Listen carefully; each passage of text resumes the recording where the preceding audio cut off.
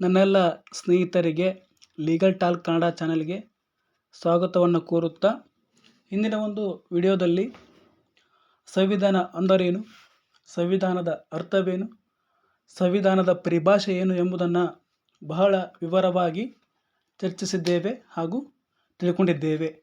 ಇನ್ನು ಅದೇ ರೀತಿಯಾಗಿ ಇವತ್ತಿನ ಈ ಒಂದು ವಿಡಿಯೋದಲ್ಲಿ ಸಂವಿಧಾನದ ಪ್ರಕಾರಗಳ ಯಾವುವು, ಸಂವಿಧಾನದ ವಿಧಗಳಾವುವು ಮತ್ತು ಸಂವಿಧಾನ ಯಾವ್ಯಾವ ಒಂದು ರೀತಿ ಒಳಗೆ ಇರ್ತಾವೆ ಎಂಬುದನ್ನು ನಾವು ತಿಳಿಯೋಣ ಬನ್ನಿ ಸ್ನೇಹಿತರೆ.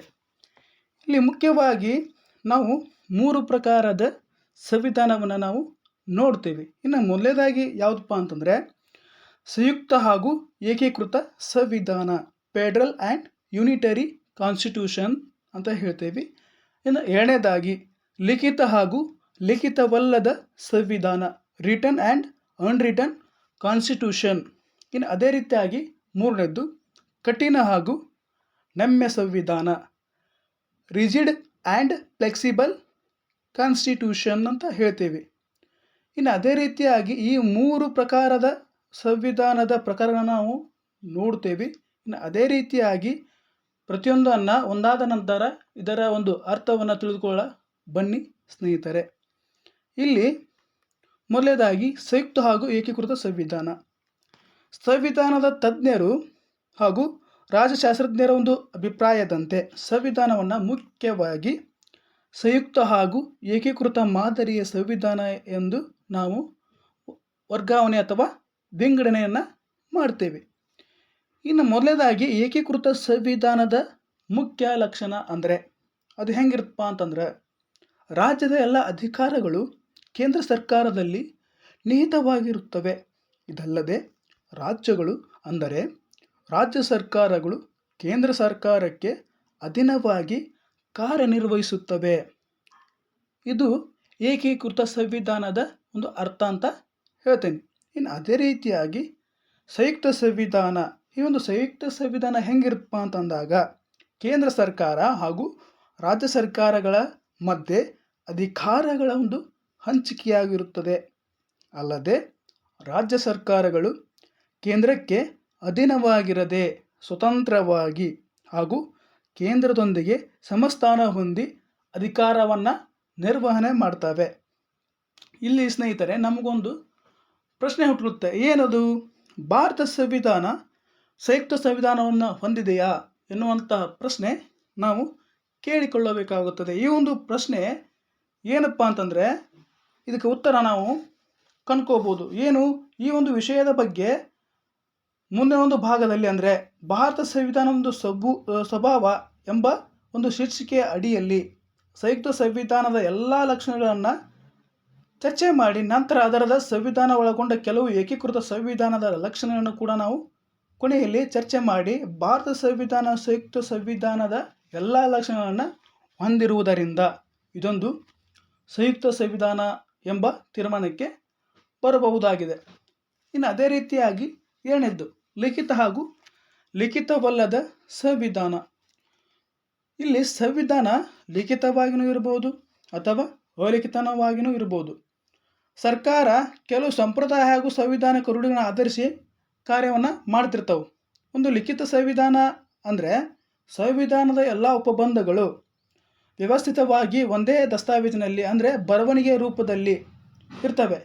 ಅದೇ ರೀತಿ ನಾವು ಒಂದು ಲಿಖಿತವಲ್ಲದ ಒಂದು ಸಂವಿಧಾನವನ್ನು ಉದಾಹರಣೆ ತೊಗೊಂಡಾಗ ಬ್ರಿಟಿಷ್ ಸಂವಿಧಾನ ಅಲಿಖಿತ ಸಂವಿಧಾನ ಅಂತ ನಾವು ಕೇಳ್ತೀವಿ. ಯಾಕಂತಂದ್ರೆ ಒಂದು ಅಲ್ಲಿ ಇರ್ತಕ್ಕಂಥ ಎಲ್ಲ ಆಚರಣೆ ಮತ್ತು ಉಪಬಂಧಗಳು ಯಾವುದೇ ಒಂದು ಪುಸ್ತಕದೊಳಗಾಗಲಿ ದಸ್ತಾವೇಜಿನಲ್ಲಾಗಲಿ ಅಥವಾ ಬರವಣಿಗೆಯಲ್ಲಿ ಆಗಲಿ ಅಲ್ಲಿ ನಾವು ನೋಡಲಿಕ್ಕೆ ಸಾಧ್ಯ ಇಲ್ಲ.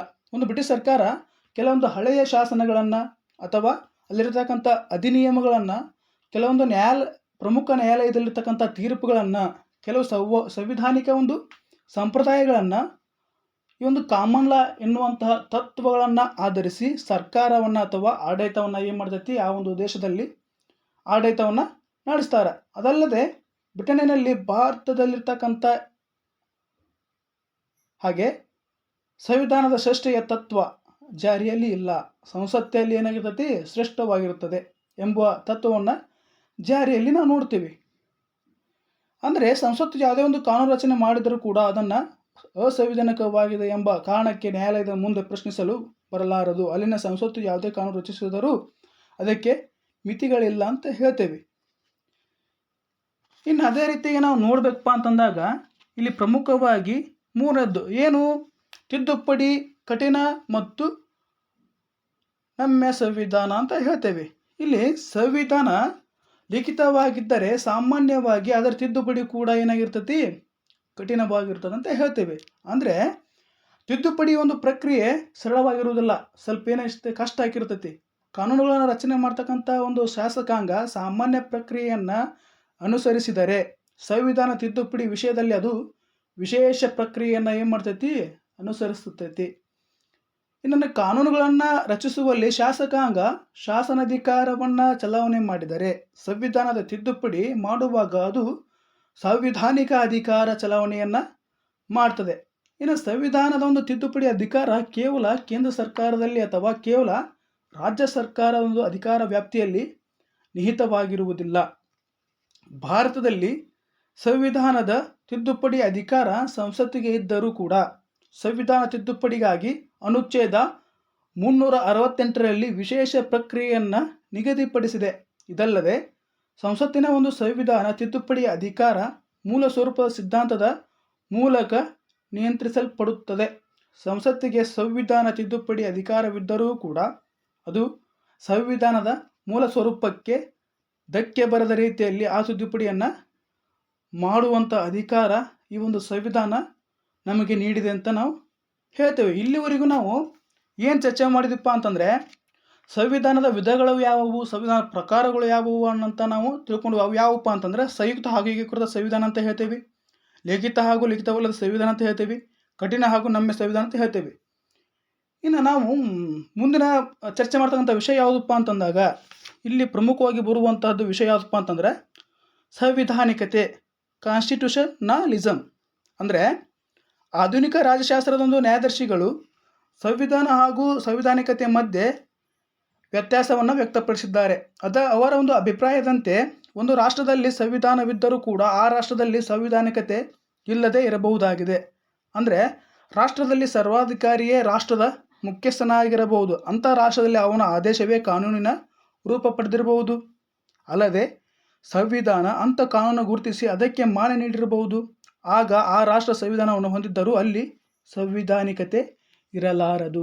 ಈ ಒಂದು ಸಂವಿಧಾನಿಕತೆಯ ತತ್ವ ಮುಖ್ಯವಾಗಿ ಪ್ರತಿಪಾದಿಸುವುದೇನೆಂದರೆ ಸಂವಿಧಾನ ಕೇವಲ ಅಧಿಕಾರ ನೀಡಬಾರದು, ಅದರ ಜೊತೆಗೆ ಅನೇಕ ಮಿತಿಗಳನ್ನು ನೀಡಬಹುದು, ನಿಬಂಧನೆಗಳನ್ನು ನೀಡಬಹುದು, ರಾಜ್ಯದ ಎಲ್ಲ ಅಂಗಗಳ ಮೇಲೆ ನಿಯಂತ್ರಣವನ್ನು ಹೇರಬಹುದು.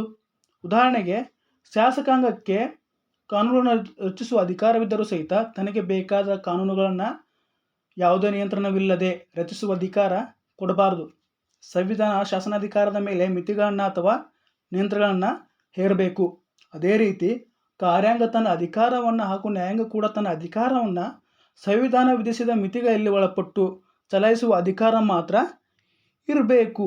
ಒಂದು ವೇಳೆ ಸರ್ಕಾರದ ಯಾವುದೇ ಅಂಗಕ್ಕೆ ಅನಿಯಮಿತವಾಗಿರ್ತಕ್ಕಂಥ ಅಧಿಕಾರ ನೀಡಿದ್ದ ಕರೆ ಆದರೆ ಜನಸಾಮಾನ್ಯರ ಹಕ್ಕುಗಳಿಗೆ ಧಕ್ಕೆಯಾಗುವಂತೆ ವರ್ತಿಸುವ ಸಾಧ್ಯತೆ ಹೆಚ್ಚಾಗಿರುತ್ತೆ. ಬಹಳ ಹಿಂದಿನಿಂದ ಒಂದು ನುಡಿ ಇದೆ, ಅದೇನಪ್ಪ ಅಂತಂದರೆ ಅಧಿಕಾರ ವ್ಯಕ್ತಿಯನ್ನು ಭ್ರಷ್ಟನನ್ನಾಗಿ ಮಾಡುತ್ತದೆ ಹಾಗೂ ಪರಿಪೂರ್ಣ ಅಧಿಕಾರ ಅವನನ್ನು ಪರಿಪೂರ್ಣವಾಗಿ ಭ್ರಷ್ಟನನ್ನಾಗಿ ಮಾಡುವಂತಹ ಒಂದು ತತ್ವವನ್ನು ನಾವು ನೋಡ್ಬೋದು. ಅದಕ್ಕಾಗಿ ಸರ್ಕಾರದ ಒಂದು ಅಂಗಗಳಾದ ಶಾಸಕಾಂಗ, ಕಾರ್ಯಾಂಗ ಹಾಗೂ ನ್ಯಾಯಾಂಗ ಇವುಗಳಿಗೆ ಹಾಗೂ ಈ ಅಂಗಗಳ ಅಡಿಯಲ್ಲಿ ಕಾರ್ಯನಿರ್ವಹಿಸುವ ಪ್ರಾಧಿಕಾರಗಳಿಗೆ ಪರಿಪೂರ್ಣ ಅಥವಾ ಅನಿಯಂತ್ರಿತ ಅಧಿಕಾರ ಇರಕೂಡದು. ಇಂಥ ಅಧಿಕಾರವಿದ್ದಲ್ಲಿ ಸಂವಿಧಾನಿಕತೆ ಇರಲಾರದು. ಒಂದು ವೇಳೆ ಸರ್ಕಾರ ಪ್ರಾಧಿಕಾರಿಗಳಿಗೆ ಅಧಿಕಾರಿಗಳಿಗೆ ಹೆಚ್ಚಿನ ವೇತನಾಧಿಕಾರವನ್ನು ನೀಡದೆ ನಿಬಂಧನೆಗೆ ಅಥವಾ ಮಿತಿಗೆ ಒಳಪಟ್ಟು ಅಧಿಕಾರ ಚಲಾವಣೆಯ ಅವಕಾಶವನ್ನು ನೀಡಿದರೆ ಅದು ಸಮಂಜಸವಾದದ್ದು. ನಿಬಂಧನೆ ನಿಯಂತ್ರಣಗಳನ್ನು ಸಂವಿಧಾನವೇ ನಿಗದಿಪಡಿಸಿದರೆ ಅಂತಾರಾಷ್ಟ್ರದಲ್ಲಿ ಸಂವಿಧಾನ ಹಾಗೂ ಸಂವಿಧಾನಿಕತೆ ಒಟ್ಟಿಗೆ ಅಸ್ತಿತ್ವದಲ್ಲಿರುತ್ತವೆ ಎನ್ನುವಂಥದ್ದನ್ನು ನಾವು ಗಮನಿಸ್ಬೋದು. ಇಲ್ಲಿ ಅಮೇರಿಕದ ನ್ಯಾಯದರ್ಶಿ ಸ್ವಾರ್ಜ್ ಅವರು ಹೇಳಿದಂತೆ ಸಂವಿಧಾನ ಅಂದರೆ ಅದೊಂದು ಲಿಖಿತ ದಸ್ತಾವೇಜಾಗಿದ್ದು ಅದರ ಮೂಲಕ ಸರ್ಕಾರಕ್ಕೆ ಅಧಿಕಾರ ನೀಡಲಾಗುತ್ತದೆ ಹಾಗೂ ಅಧಿಕಾರವನ್ನು ನಿಯಂತ್ರಿಸಲಾಗುತ್ತದೆ. ನ್ಯಾಯದರ್ಶಿಯ ಅಭಿಪ್ರಾಯದಲ್ಲಿ ಸಂವಿಧಾನವು ಅಧಿಕಾರ ನೀಡುವುದು ಮಾತ್ರವಲ್ಲ, ನೀಡಿದ ಅಧಿಕಾರ ನಿಯಂತ್ರಿಸುವ ದಸ್ತಾವೇಜು ಕೂಡ ಆಗಿರ್ತದೆ. ಈ ಒಂದು ಸಂವಿಧಾನಿಕತೆ ಪರಿಕಲ್ಪನೆಯನ್ನು ನೈಸರ್ಗಿಕ ನ್ಯಾಯ ಪ್ರತಿಪಾದನೆ ಮಾಡಿದ ಅನೇಕ ನ್ಯಾಯಾಧೀಶರು ಕೂಡ ಬಹಳ ಹಿಂದೆಯೇ ಮಂಡಿಸಿದ್ದಾರೆ. ಅದೇ ರೀತಿಯಾಗಿ ಒಂದು ರಾಷ್ಟ್ರದಲ್ಲಿ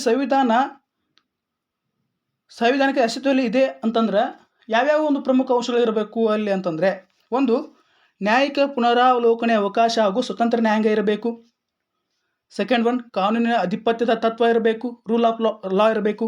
ಅದೇ ರೀತಿ ಅಧಿಕಾರಿಗಳ ವರ್ಗೀಕರಣ ಇರಬೇಕು, ಸಪ್ರೇಷನ್ ಆಫ್ ಪವರ್ಸ್ ಅಲ್ಲಿ ಅಸ್ತಿತ್ವದಲ್ಲಿ ಇರಬೇಕು. ಮುಕ್ತ ಹಾಗೂ ನ್ಯಾಯಸಮ್ಮತ ಚುನಾವಣೆಗಳು ನಡೀಬೇಕು, ಫ್ರೀ ಆ್ಯಂಡ್ ಫೇರ್ ಎಲೆಕ್ಷನ್ಸ್ ಅಲ್ಲಿ ನಡೀತಿರಬೇಕು.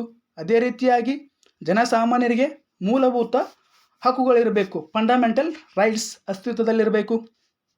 ಇನ್ನು ಅದೇ ರೀತಿಯಾಗಿ ಕೇಂದ್ರ ರಾಜ್ಯಗಳಲ್ಲಿ ಅಧಿಕಾರ ವಿಂಗಡಣೆ ಹಾಗೂ ರಾಜ್ಯಗಳಿಗೆ ಸ್ವಾಯತ್ತತೆಯ ಒಂದು ಅಧಿಕಾರ ಇರಬೇಕು. ಅಂದಾಗ ಮಾತ್ರ ಏನಾಗ್ತದೆ, ಅಲ್ಲಿ ಸಂವಿಧಾನಿಕತೆ ಅಸ್ತಿತ್ವದಲ್ಲಿದೆ ಅಂತ ನಾವು ಹೇಳ್ಬೋದು. ಈ ಮೇಲೆ ಚರ್ಚೆ ಮಾಡಿರ್ತಕ್ಕಂಥ ಎಲ್ಲ ವಿಷಯವನ್ನು ಸಂವಿಧಾನಿಕತೆಯ ತತ್ವದ ಅಂಶಗಳು ಭಾರತದ ಸಂವಿಧಾನದಲ್ಲಿವೆ. ಆದ್ದರಿಂದ ಭಾರತದಲ್ಲಿ ಕೇವಲ ಸಂವಿಧಾನ ಅಷ್ಟೇ ಅಲ್ಲ, ಸಂವಿಧಾನ ಕೂಡ ಇದೆ ಅಂತ ನಾವು ಹೇಳ್ಬೋದು. ಸ್ನೇಹಿತರೆ, ಇಲ್ಲಿವರೆಗೂ ನಾವು ಚರ್ಚೆ ಮಾಡಿರ್ತಕ್ಕಂಥ ವಿಷಯ ಬಹಳ ಅವಶ್ಯಕವಾಗಿರುವಂಥದ್ದು. ನಮ್ಮ ಕಾನೂನು ಸ್ಟಡಿ ಮಾಡ್ತಕ್ಕಂಥ ವಿದ್ಯಾರ್ಥಿಗಳಿರ್ಬೋದು, ಹಾಗೂ ಈ ಒಂದು ಸಂವಿಧಾನವನ್ನು ಓದುವಂಥ ವಿದ್ಯಾರ್ಥಿಗಳಿರ್ಬೋದು, ಅಥವಾ ನಮ್ಮ ವಕೀಲರು ಕೂಡ ಬಹಳ ಅವಶ್ಯವಾಗಿರ್ತಕ್ಕಂಥ ವಿಷಯವಾಗಿರ್ತಕ್ಕಂಥದ್ದನ್ನು ನಾನು ಹೇಳಿಕೆ ಇಷ್ಟಪಡ್ತೀನಿ. ಇನ್ನು ಅದೇ ರೀತಿಯಾಗಿ ಇನ್ನೂ ಹಲವಾರು ವಿಡಿಯೋಗಳಿದ್ದಾವೆ ಇದಕ್ಕೆ ಸಂಬಂಧಪಟ್ಟಂಗೆ. ನೀವು ಇನ್ನೂ ಇದೇ ರೀತಿಯಾಗಿರ್ತಕ್ಕಂಥ ಹೆಚ್ಚಿನ ಒಂದು ಪ್ರೋತ್ಸಾಹ ಸಪೋರ್ಟ್ ಮಾಡಿದರೆ ಇನ್ನೂ ಹೆಚ್ಚಿನ ರೀತಿ ಒಳಗೆ ನಾನು ಆ ವಿಷಯವನ್ನು ಕ್ರೋಢೀಕರಿಸಿ ತಮಗೆ ತೋರ್ಪಡಿಸಲು ಬಯಸುತ್ತೇನೆ. ಹಾಗೂ ಈ ಒಂದು ವಿಡಿಯೋ ನಿಮಗೆ ಇಷ್ಟವಾದಲ್ಲಿ ಉಪಯೋಗವಾದಲ್ಲಿ ಈ ಒಂದು ವಿಡಿಯೋಕ್ಕೆ ಲೈಕ್ ಮಾಡಿ, ಕಮೆಂಟ್ ಮಾಡಿ, ಸಬ್ಸ್ಕ್ರೈಬ್ ಮಾಡಿ ಹಾಗೂ ಶೇರ್ ಮಾಡಿ. ಧನ್ಯವಾದ ಸ್ನೇಹಿತರೆ.